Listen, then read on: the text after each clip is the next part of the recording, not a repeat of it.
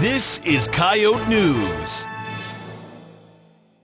The South Dakota House has voted to impeach Attorney General Jason Ravnsborg.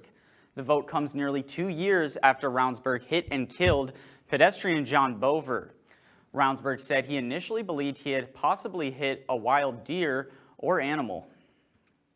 The vote to impeach was 36-31, with all 8 Democrats voting yes to impeach.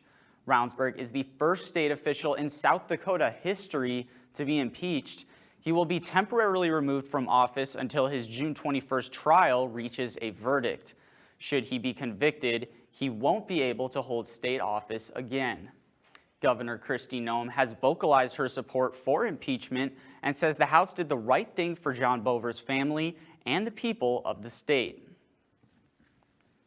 Coyote News' Landon DeBoer is live in the muck to hear from a USD professor about what this historic impeachment means.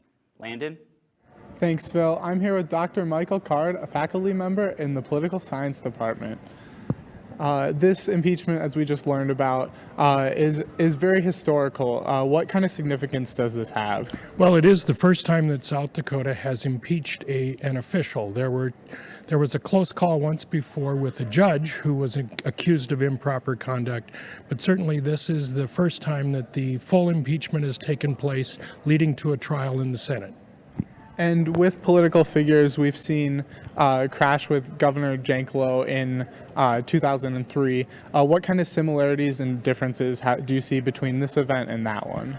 Well, one of the similarities for the two individuals is they had a history of traffic missteps or traffic crimes that were often not ticketed, but they had a history of traffic offenses that led to the death of an innocent person. And we've seen Governor Noem be very vocal about her support for impeachment. Is this typical of the executive branch in these kind of situations? I don't know the answer to that because this is really the first time it's happened in South Dakota.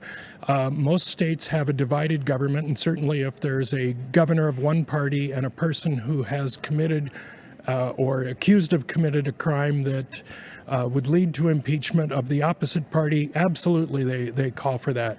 It's interesting in South Dakota that we have a more conservative wing of the Republican Party and perhaps a more moderate wing of the Republican Party, and we're seeing some of the differences in the votes that were mentioned by the previous can't think of what his name is.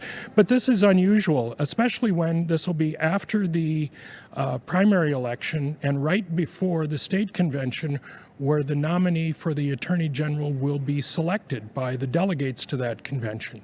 And this is very interesting because Attorney General Ravnsborg has been campaigning to try to get delegates that he knows elected to the convention ostensibly so that he can be nominated for the Attorney General. So this will take place about a week before that convention occurs.